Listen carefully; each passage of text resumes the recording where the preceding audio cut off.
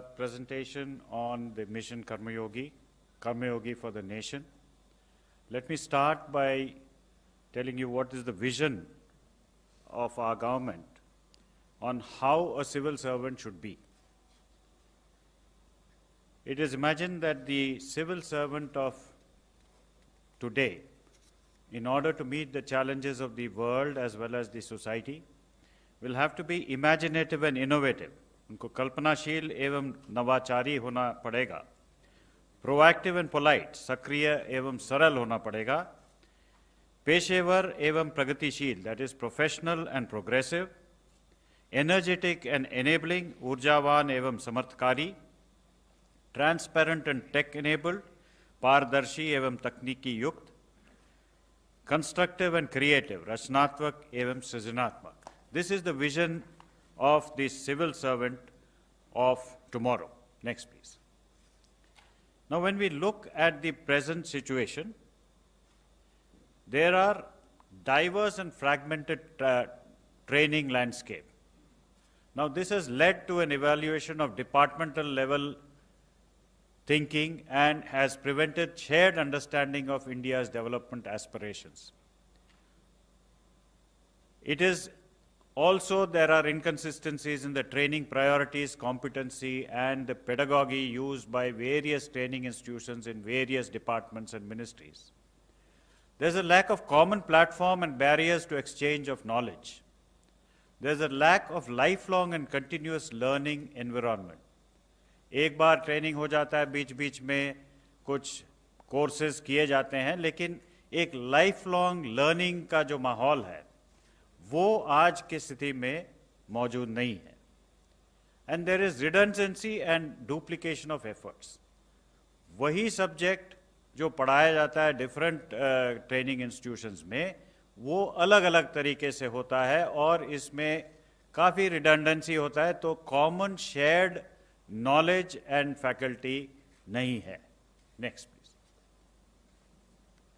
So this mission Karmayogi looks at a new national architecture for civil services capacity building.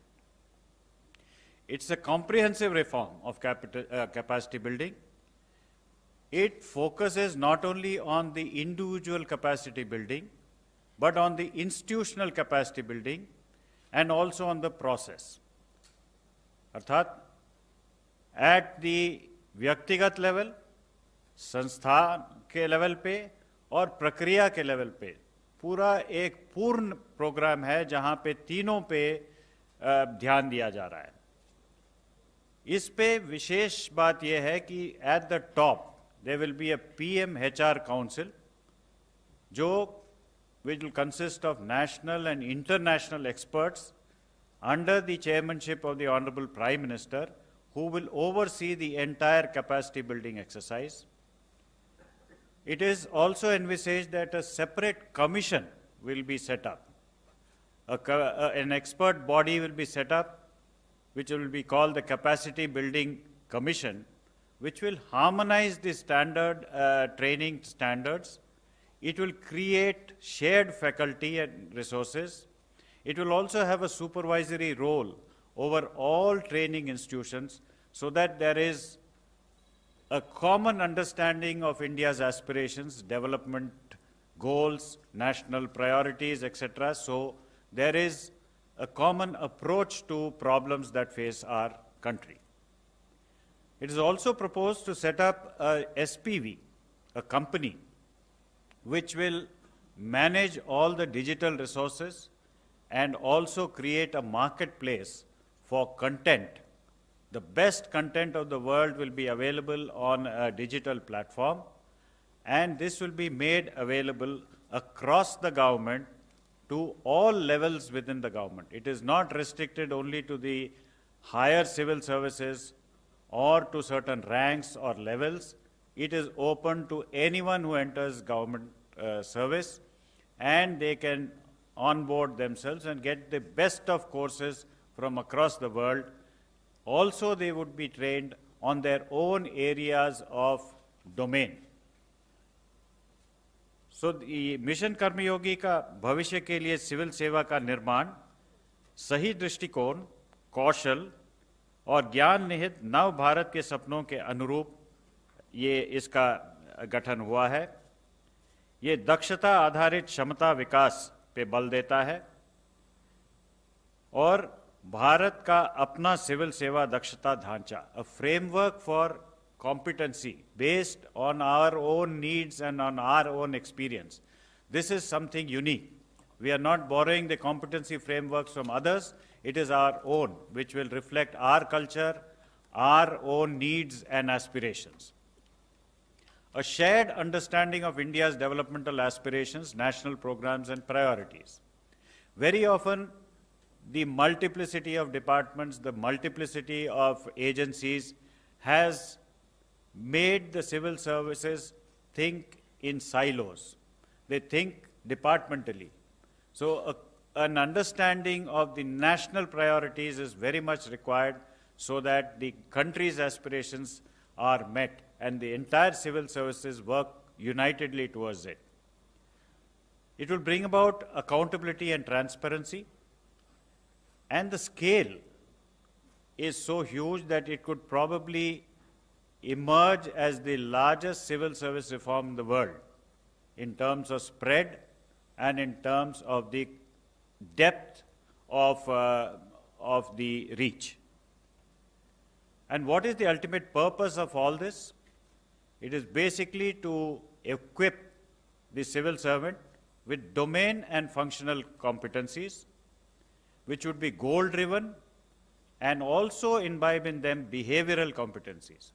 ये नहीं कि only subject matter पे उनको competencies बढ़ाई जाएगी, लेकिन उनका जो बिहेवियर है और फंक्शनली उनको काम करने के लिए, अच्छी तरह से काम करने के लिए जो कॉम्पिटेंसीज उनमें, क्षमता उनमें होनी चाहिए, ये भी थ्रू द लेटेस्ट मेथड्स उनको दिया जाएगा. Ultimate aim being that the common man, his ease of living should improve, the ease of doing business should improve, and the gap between the citizen and the government should also come down, and we should be able to function at the highest level of efficiency to deliver these three major goals, that is ease of living, ease of doing business, and citizen-centric. Next, please. So there are key program components over here. The first is a shift from rule to role. So far, the training has been on the various rules and regulations. Now, each and every role in the government has been identified. Each role is divided into functions, activities, and each of these activities there is a competency level which is to be determined. So we are shifting, this is the fundamental shift from rule to role. So every role in the government, whether I'm serving as an assistant section officer in charge of a particular section, what is my role there? What functions are to be performed in that role? To perform those functions, what competencies do I require?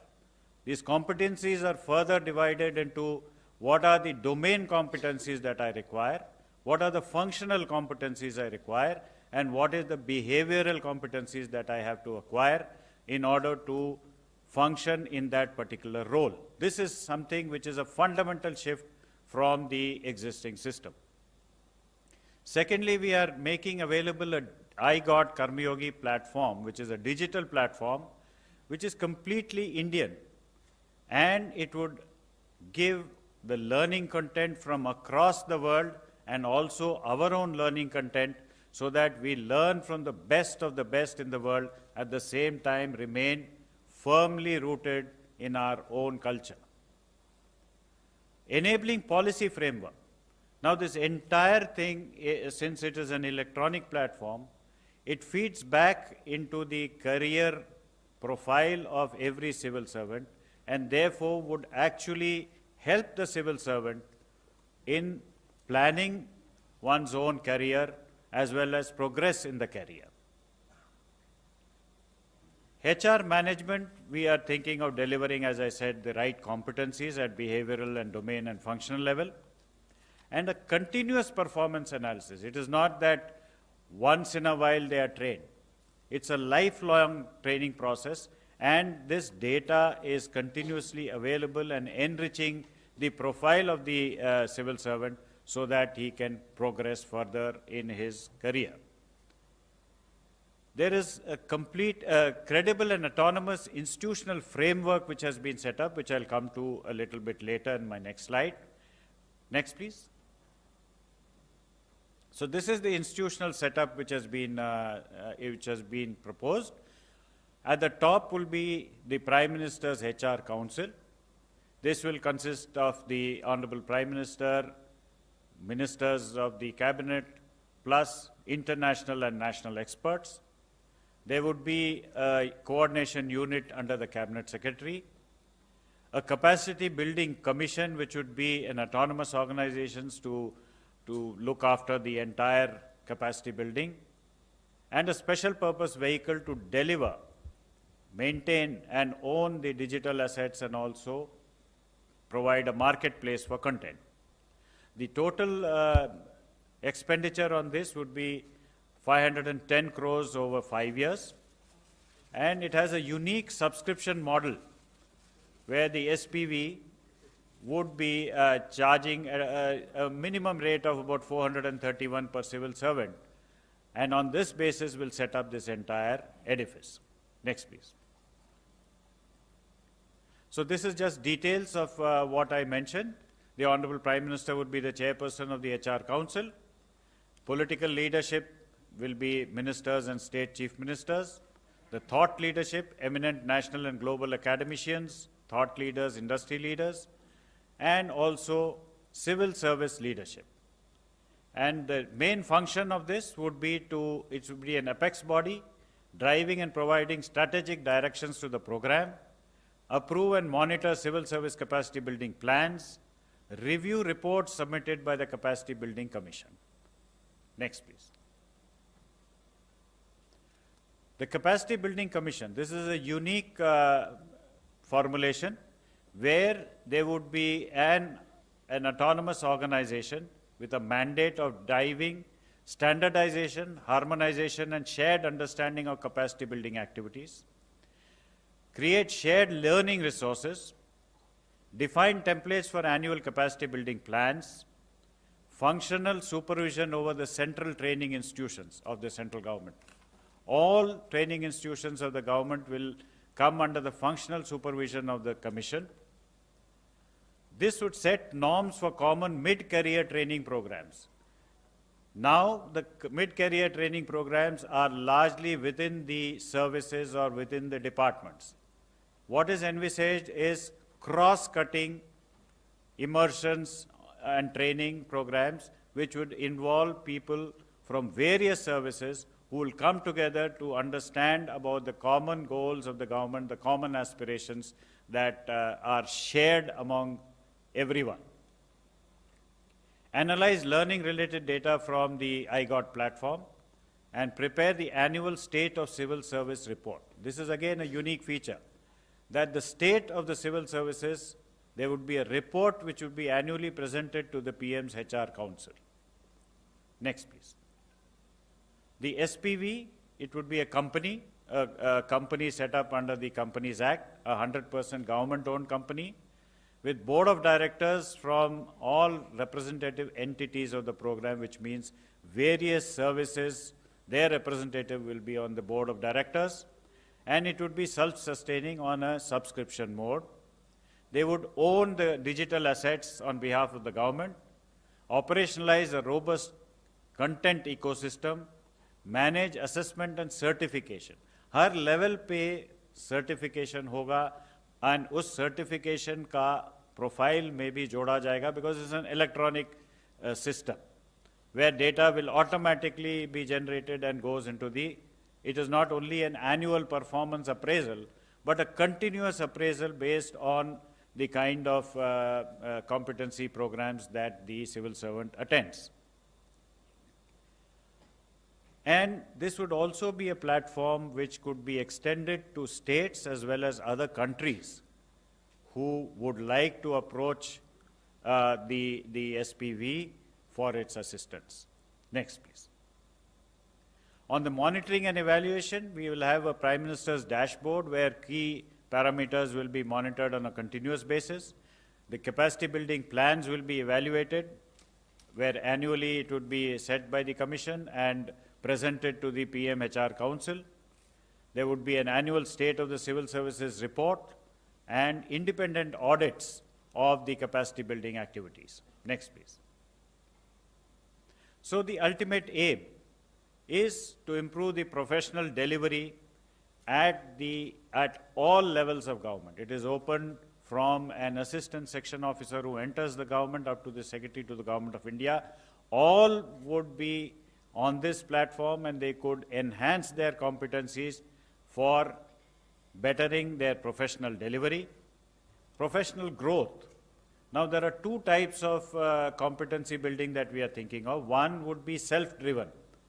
If I am interested in economics and I want to do courses from the London School of Economics or the Harvard Business School, I could enroll myself and guide and make my own career path.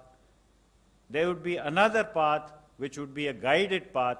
That is, if I am serving as a deputy secretary looking after budget, then what I need to function in that role, that would be a guided path where I'd be told what are the resources I need, how do I function, how do I do my job better. So this would help in the personal growth, one, that is obvious, but the esteem and recognition that such a competency building will give each civil servant, that cannot be estimated in quantifiable terms. And finally, we would expect that this would be a self-driven building competencies and believing in attaining one's full potential. Every civil servant would try to reach for the highest levels of competency. Next, please. Sir? Those slide. So basically, all this is, as I mentioned, for keeping in mind the citizen at the center.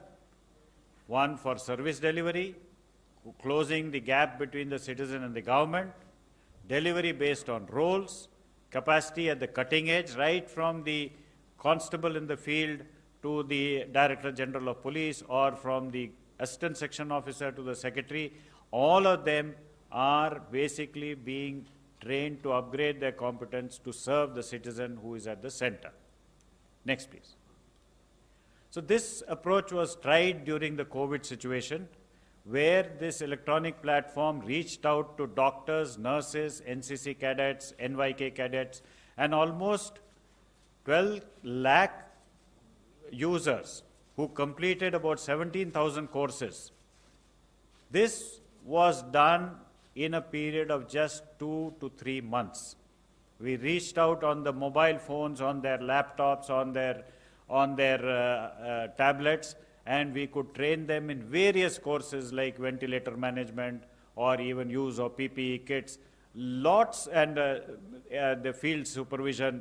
So many, we could just reach out within a period of 2 to 3 months, we could reach out to so much of, so this potential has been proven, and we hope that this platform will reach out to all government servants across different departments, across ranks, across levels, and we will be able to develop our vision of citizen-centric governance with ease of living, ease of doing business, and reducing the gap between the citizen and the government in a very, very effective manner. Thank you very much. Thank you very much, sir. मैं अभी request करता हूँ मंत्री doctor Jitendra Singh ji से, sir please. धन्यवाद दत्वालिया जी. I think enough has already been said. So to put it very briefly, as the Honorable Minister for INB, Shri Prakash Javadekar ji, has announced two very landmark decisions taken by the Cabinet today. So I would just, in a single sentence about the other decision, thank the Honorable Prime Minister for having given the consent for both these decisions. The first one, as was mentioned by Shri Javadekar ji, the inclusion of Dogri, Hindi and Kashmiri in addition to the other two existing languages as official languages for the Union Territory of Jammu and Kashmir. I would just suffice in saying that it is not only a fulfillment of a long pending public demand of the region, but also in keeping with the spirit of equality which ushered after the 5th of August 2019.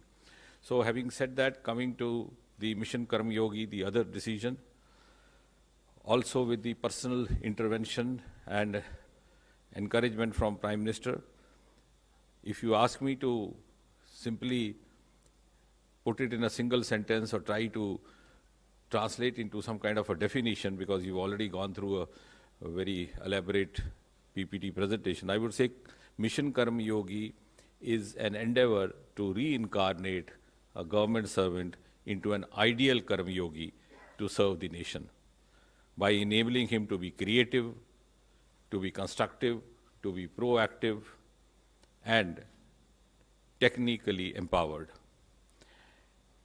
And the endeavor is also to end the culture of working in silos, as was being mentioned, and to overcome the multiplicity of training curriculum which we have because of the institutions spread all over the country, with the introduction of a common platform for uniform realization of nation's vision, uniform realization of our shared aspirations, of our shared future goals.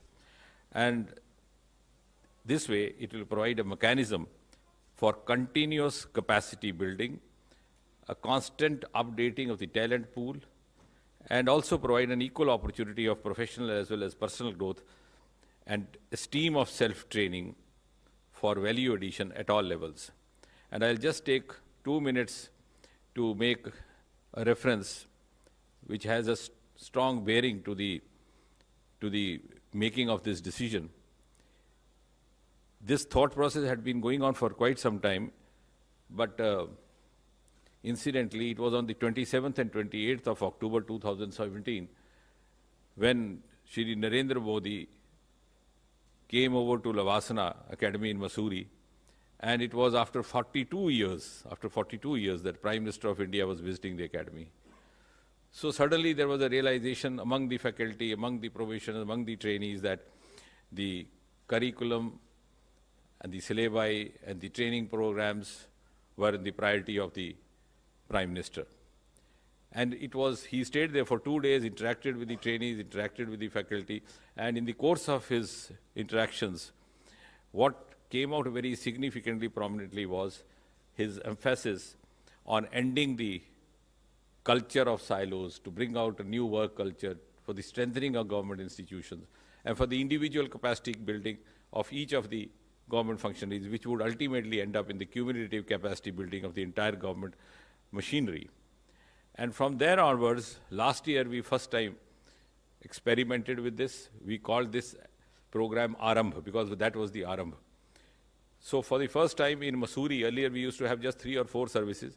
We had about more than 20 services doing a common foundational course, which concluded in the month of October. And symbolically and also significantly, it concluded at Gujarat, at the site of the statue of Sardar Patel. And the valedictory program happened on the 31st of October, which is also Sardar Patel's day, and it was addressed by Prime Minister Modi. And thereafter, a lot of brainstorming has happened, and now we have arrived at this. As I said, this would be, because I won't take long, just to give you a comparative tabulation, I would say, कि पहले क्या था और अब क्या होगा. Earlier it was rule specific. नियम बने हुए थे, अधिकारी की नियुक्ति की जाती थी, वहाँ कर. Now it will be role specific, because you have all the data, and you have the adhikari who is also equipped to take up that role. Dusra, earlier either there was no institutionalized capacity building mechanism, और था भी तो अधूरा था. Now you have an institutionalized capacity building. पहले it was not a continuous process. कभी कभी बीच में ट्रेनिंग को कोई ऑफिसर चले जाते थे, कोई सीनियर ऑफिसर्स कभी विदेश भी चले जाते थे एक साथ. Now it's not like that. Now it's available to all officers at all levels. I would say it is now democratization of the updating and training in the services, across the services. पहले departments worked in silos, that has been eliminated. Mid-career पहले सिर्फ all India services के लिए हुआ करता था. Now it will be mandatory for all services, all officers at all levels. So that's a huge transformation. पहले क्या होता था कि ट्रेनिंग अपॉर्चुनिटी, जैसे मैंने कहा, only few at the top, now it's for all.